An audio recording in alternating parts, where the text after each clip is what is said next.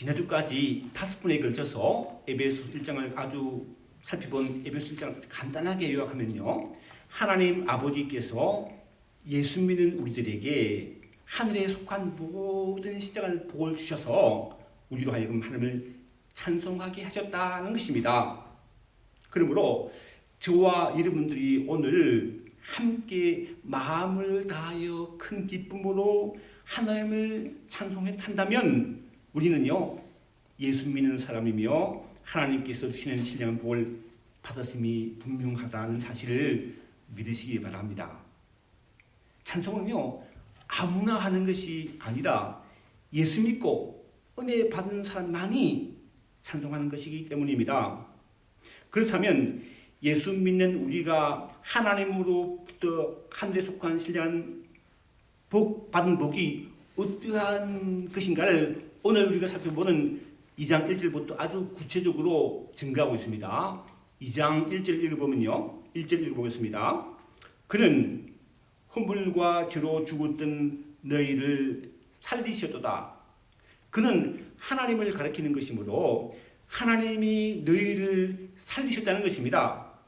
편지를 받아보는 에베소 교인들, 즉 예수 믿는 우리를 하나님이 살리셨다는 거예요. 그런데 우리가 보는 한글 성경과는 달리 영어 성경은요 1절에 살리셨다는 말이 없고 5절에 갔어야 비로소 나옵니다. 그 이유는요 헬라는요 한 문장으로 되어 있어요. 한 문장으로 되어 있는데 한글 성경은 구절구절 끊어서 번역했고 영어 성경은요 이어서 번역했기 때문입니다. 어쨌든요 요지는 하나님이 우리를 살리셨다는 것입니다. 저는요 목회자로서 병원 신방을 자주 가는데 몸이 아파 병원에 입원하신 분들 중에 목회자의 신방을 받고 실현하는 분은요 지금까지는 한 번도 본 적이 없습니다. 기도해드리면요 아주 감사하죠. 그런데 병원 신방 한계가 있어요. 언제 하는 게 사람이 죽을 때입니다. 죽음이 끝이에요. 사람은 꼭 죽으면 신방 갈 수가 없습니다. 그런데 사도 바울은요 우리는 죽었던 사람이라고 합니다. 물론 여기서 말하는 죽음은요 먹고 마시고 자고 말하는 우리 육체의 죽음, 신체적인 죽음을 말하는 것이 아니라 영적이며 도덕적인 죽음을 의미하는 것으로 생명을 주신 하나님과의 관계가 끊어졌다는 거예요. 예를 들어서 부모 자식과의 관계를 생각해 보십시다. 부모 자식이 한 집에 살면서 먹고 마시고 자면서 각자 일을 하지만 부모 자식 간에 어떤 말도 서로 하지 않고 서로의 감정을 전혀 표현하지 않는다면 우리 교회도 그런데 교회도 함께 생활하면서 이야기하지 않는다면 그것은 살아 똑같이 하는 게 아니죠. 같이 생활하는 게 아니죠. 그렇죠? 그렇습니다. 이와 같이 우리는 하나님과의 관계가 완전히 끊어져 버려 하나님부터 받아야 할 생명을 받지 못한 죽었던 사람들이었고 우리가 죽었던 이유는요 허물과 죄 때문이라는 거예요. 여기서 허물은요 정로 바른 길에서 떨어지자는 의미로서 부주의하여 진리에 있었다는 것을 말하고 죄는요 목표한 관행에서 벗어나다는 의미로 하나님께서 우리에게 지시하신 인생의 목표를 정확하게 맞추지 못하는 것을 가리킵니다. 여러분, 허물과 죄로 죽었다는 이 진리에 해당되지 않는 사람은 이 세상에 아무도 없습니다. 세상에서 가장 높은 지위와 권력과 많은 돈을 가지고 있는 사람들은요 말할 것도 없고요. 신앙이 아주 좋은 사람도 이유가 아닙니다. 이 진리를 증가하는 사도 바울 자신도 허물과 죄로 죽었던 자신을 탄식하며 이렇게 고백하죠. 로마서 7장 24절 말씀입니다. 오라 나는 곤고한 사람이로다. 이 사망의 몸에서 누가 나를 건져내리라. 여러분 우리는 모두가 허물과 죄로 죽었던 사람이 있는데 하나님이 우리를 다시 살리셨다는 것이 바로 복음, 복된 소식이라는 거예요. 생각해 보세요. 만약에 신체적으로 누가 죽었다가 다시 살아났다. 우리 귀인 중 누가 죽었다가 다시 살아났다. 난리 나죠. 난리 나겠죠. 그죠?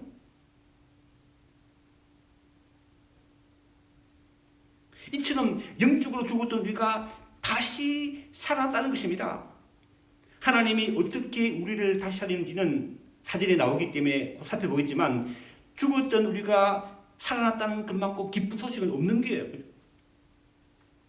이어지는 2절 3절은요. 허물과 죄로 죽었던 우리들이 어떠한 상태였는지를 구체적으로 설명하고 있습니다. 먼저 2절입니다. 2절을 보면요. 그때는 너희는 그 가운데 행하여 이 세상 풍조를 따르고 공중의 권세 잡은 자를 따랐으니 곧 불순종의 아들들 가운데서 역사하는 영이라. 그때는요. 예수 믿기 전에는 하나님의 뜻을 거스리고 하나님을 대적하는 삶을 살았다는 것인데 그것을 구체적으로 두 가지로 설명하고 있습니다. 하나는요. 세상 풍조를 따라 살았다는 것이고 다른 하나는 공중 권세 잡은 자를 따르는 삶을 살았다는 거예요. 뭐 세상 풍조를 따랐다는 얘기는 쉽게 말하면요. 예수 믿지 않은 세상 사람들이 사는 방법으로 살았다는 거죠. 그런 얘기죠. 이런 사람들의 특징 중 하나는요. 하나님을 미워하는 거예요. 그래서 교회 다니며 예수 믿는 사람들을 미워하고 싫어합니다. 예수님은 요한복음 15장 18절과 23절에 이렇게 말하죠. 읽어보면요. 세상이 너희를 미워하면 너희보다 나를 미워한 줄 알아. 나를 미워하는 자는 또 내 아버지를 미워하느니라. 또 다른 하나는요. 공중의 권세 잡은 자, 곧 사탄을 따라갔다는 것입니다. 사탄은요. 모든 사람이 자신을 따라도 유혹하죠. 예외가 없습니다. 심지어는 예수님도 공생애를 시작하기 전에 사탄 유혹을 받습니다. 사탄의 유혹을 받은 시몬 베드로도 예수님으로부터 사탄아 물러가라 너는 나를 넘어지게 하는 자로다 라는 책망을 받죠. 가룟유다는 아주 사탄에게 마음을 내주어서 예수님을 팔죠. 이러한 하나님의 마음을 아프게 하는 비극적인 일들은 불순종의 아들들, 즉 하나님을 지적하여 불순종하는 사람들 속에 익사하는 악한 영, 즉 공중의 권세를 잡은 자로 말미암은 것인데 예수 믿기 전에는요. 에베소 교인들이 예수 믿기 전에 우리들이 이러한 악한 영들에 조종되어 살았다는 거예요. 이어지는 3절을 봅니다. 이어지는 3절을 보면요. 전에는 우리도 그 가운데서 우리 육체의 욕심을 따라 지내며 육체와 마음에 운하는 것을 하여 다른 이들과 같이 본질상 진노의 자녀였더니 여기서 우리들은요. 이전에 나오는 너희는과 대조되는 말로 사도 바울 자신을 포함하여 모든 그리스도인들을 가리키는데 예수 믿기 전에는요. 하나님의 뜻을 거스리고 대적하는 삶을 살았고 그러한 삶의 특징은요. 육체의 욕심을 따라 지내며 육체와 마음이 운하는 것을 하는 것이었습니다. 쉽게 말하면 내게 도움이 되면 하고 또 내가 하고 싶은 대로 한다는 거예요. 그렇다는 거예요. 저도 이제 예수 믿기 전에 그 중학생 때 제 꿈은 뭐냐면 좋은 대학 들어가서 돈 많이 벌어서 세상 사람들 앞에 보란듯이 사는 게 꿈이었어요. 그런데 문제는 이러한 육체의 욕심을 따라 지내며 육체와 마음에 운하는 것을 하면 진노의 자녀가 된다는 거예요. 하나님의 진노를 받을 수밖에 없는 존재가 된다는 것입니다. 그런데 우리가 주위에서 주목해야 될 말이 있는데 그것은요. 본질상이에요. 본질상 by nature라는 말입니다. 우리가 하나님의 진노를 받을 수밖에 없는 것은 아예 천성적으로 타고났다는 것입니다. 그 누구도 예외가 없습니다. 3절 한마디 말씀을 보시면요. 우리도 다른 이들과 같이라고 합니다. 누구도 예외 없이 똑같다는 거예요. 2주 전인가요? 3주 전인가? 몇 주 전에 그 남가주 얼바이라는 도시, 그들은 잘 사는 동네예요. 아주 부자가 사는 동네예요. 국내에 산불이 났어요. 네? 그래서 수만 명의 사람들이 자기 집에 있는 모든 걸 떠나서 안전한 곳으로 피신했다는 소식을 들었습니다. 이야기를 들어보니 그 집 뒤에 산에서 벌게 불나는 거 보고 두려웠다 그러더라고요. 두렵겠죠. 우리 집 뒤에 산이 불났으면 두렵죠. 그죠? 그렇겠습니까? 그죠? 이처럼 우리는 본질상 하나님의 뜻을 거스려 내 욕심대로 이기적으로 산 허물과 죄로 죽었던 본질상 진노의 자녀들이었습니다. 사람들은요, 사실은 그래요. 사람들은 허물과 죄를 모른 척하고, 내 죄도 그렇고 다른 사람 죄도 모른 척하고 덮어두고 넘어가기도 하지만, 여러분, 하나님 앞에서는요, 모든 허물과 죄가 다 드러나게 되어 있습니다. 그리고 하나님의 무슨 신발 받게 된다는 거예요? 여기는요, 전혀 예유가 없습니다. 하나님이 우리 죄를 봐주는 경우는 한 번도 없어요. 한 번도 없다는 거예요. 그런데 4절부터 하나님의 놀라운 구원 역사가 시작됩니다. 4절 5절 말씀 읽어보면요, 4절입니다. 긍휼이 풍성하신 하나님이 우리를 사랑하신 그 큰 사랑을 인하여 혼불로 죽은 우리를 그리스도와 함께 살리셨고 너희는 은혜로 구원을 받은 것이다. 하나님이 혼물과 죄로 죽은 우리를 살리셨다는 거예요. 그런데 보니까요, 천지를 창조하신 말씀의 능력으로, 말씀의 능력 있잖아요. 빛이 사람이 빛이 있고요. 말씀의 능력으로 죽은 우리를 살리신 것이 아닙니다. 말씀으로만 하신 것이 아니라 그리스도와 함께 살리셨다는 거예요. 여기 구원의 비밀이 있어요. 이 말은요, 하나님이 그 독생자를 실제로 십자가에 못 박아 죽게 하신 사랑이 바탕이 되어 있다는 겁니다. 여러분, 우리가 말로만 당신을 사랑합니다 라고 하는 거 하고요, 실제 사랑 행동이 따르는 사랑과는 달라요. 다르죠. 말로는 할 수 있죠. 말로는 사랑합니다 할 수 있죠. 그러나 실제 행동이 따르는 사랑 다르다는 거예요.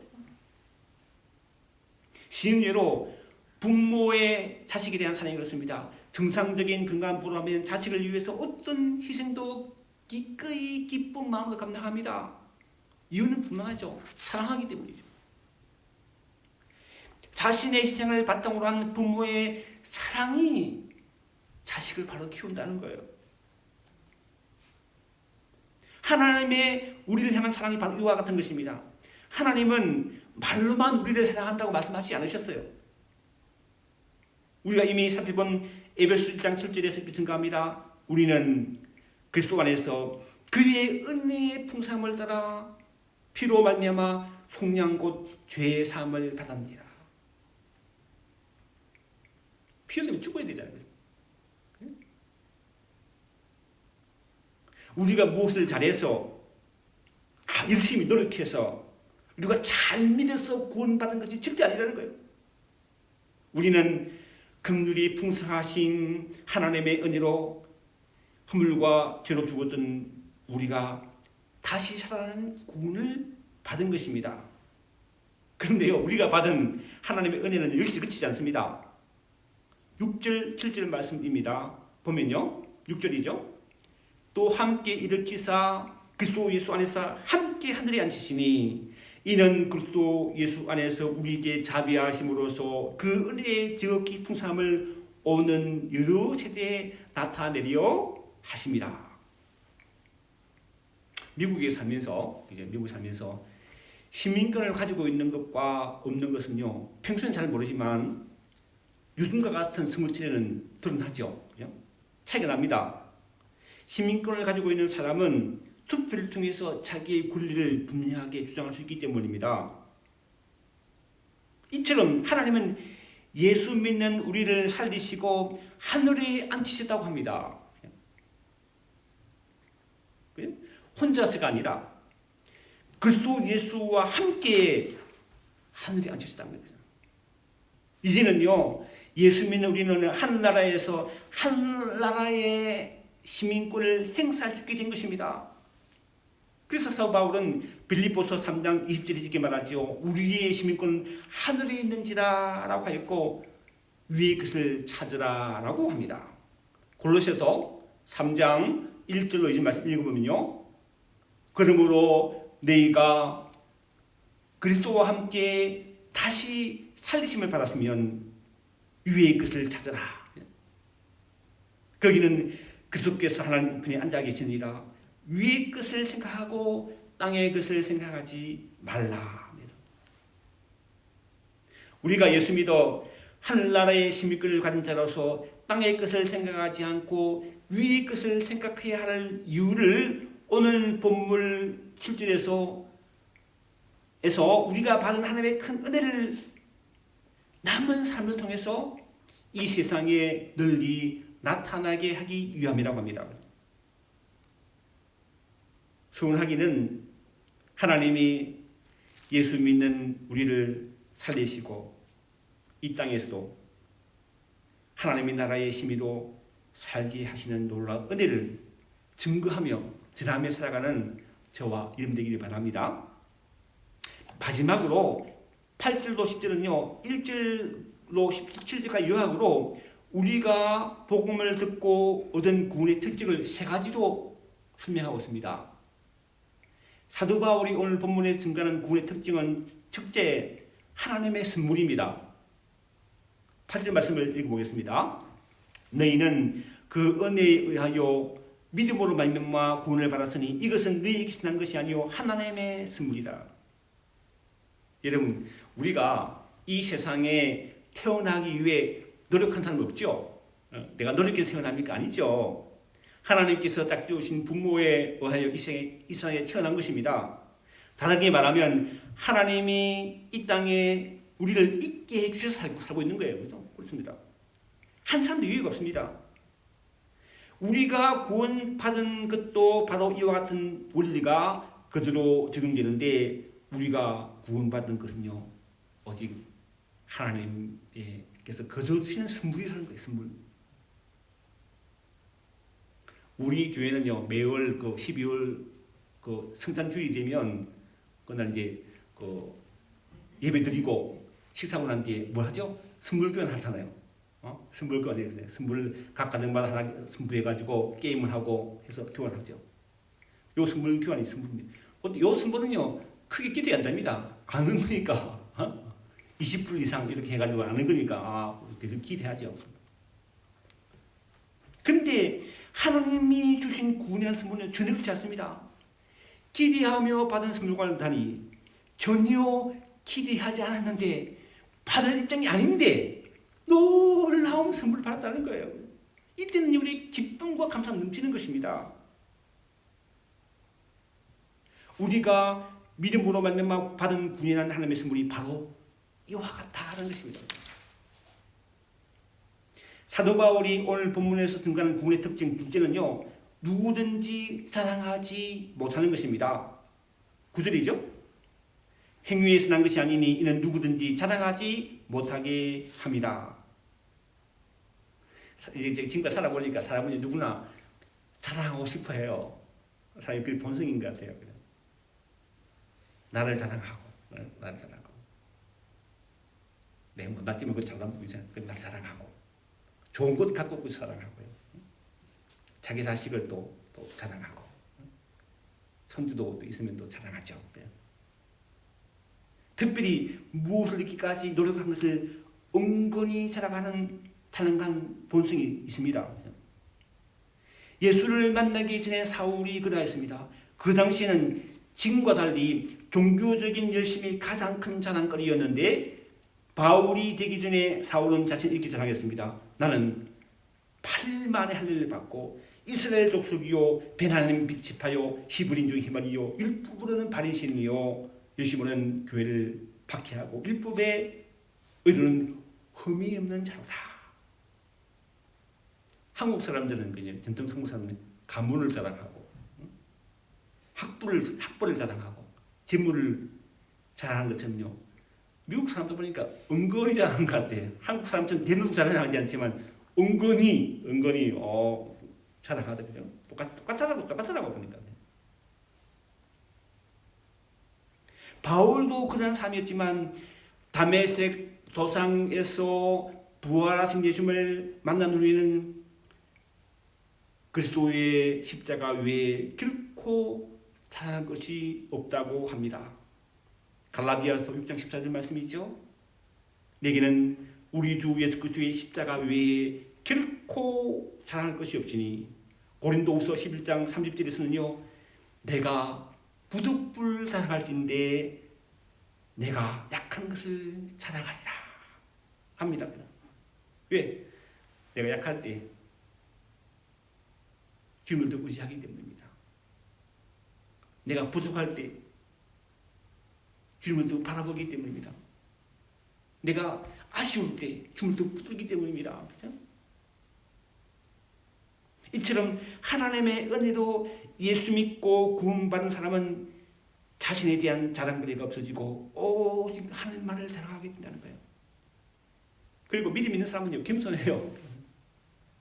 받을 자격이 없음에도 불구하고 구원이라는 하나님의 선물을 믿음으로, 오직 믿음으로 받았기 때문입니다.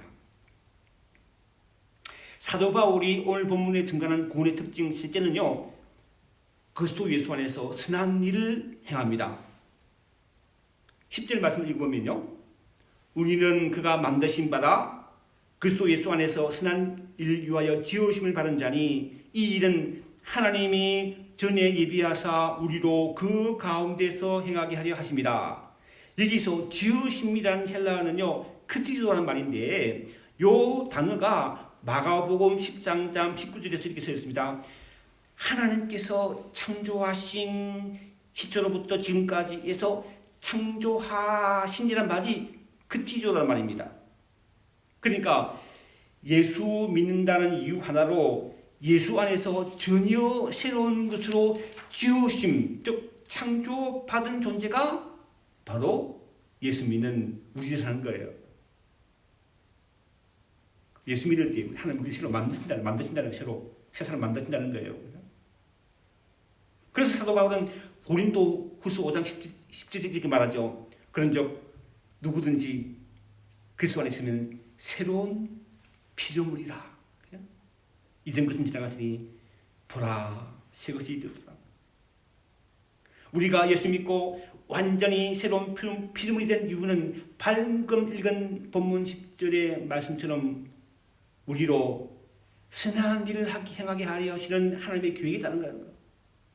하나님이 우리로 선한 일을 행하게 하려고 새로운 피조물을 만들었다는 거예요.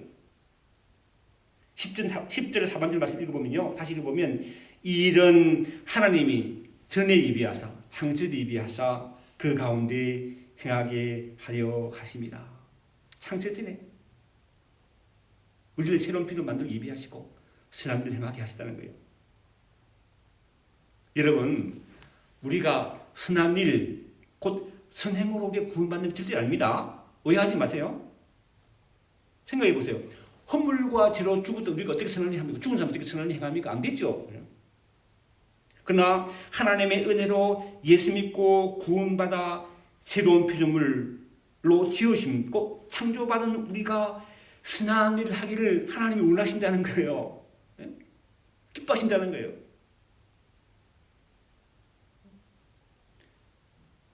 여기서 한 가지 기억해야 할 것이 있습니다. 사도 바울이 말하는 선한 일이란 아주 특별한 선행이 아니에요. 마더 테레사가 행한 그런 특별한 선행이 아니라 삶의 모든 자리가 선한 일을 행하는 자리가 되어야 한다는 것입니다. 여러분의 가정에서 또 교회에서 또 이웃을 위해 아픈 사람 위해 기도하는 것, 교회를 돌아보는 것, 그리고 여러분이 일하는 일터에서 얼마나 할 일이 많습니까? 선한 일을 행하심으로 하나님 보시기에 참 잘했다 칭찬받기를 바랍니다. 우리 에반제일 하는 교회 작은 교회죠. 상관없습니다. 상관없다는 거예요. 이 코로나 바이러스 어려운 이때에 이 세계를 위해서, 미국을 위해서 기도하는 것, 하나님이 기뻐하시는 줄 믿습니다. 이런 선한 행함으로 하나님을 기쁘시게 하고 이 땅에서 남은 삶, 인생이 얼마 안 남았잖아요. 남은 삶, 복된 삶을 살아가는 저와 되기를 주님으로 축원합니다. 기도하겠습니다. 하나님, 허물과 죄로 죽어든 우리를 예수 믿고 구원받게 하시고 감사하며 선한 일을 행하게 하심 인하여 감사합니다. 남은 인생 믿음으로 기도하며 하나님의 뜻을 이룬 복된 선한 삶을 살도록 축복해 주옵소서. 예수님의 이름으로 기도합나이다. 아멘.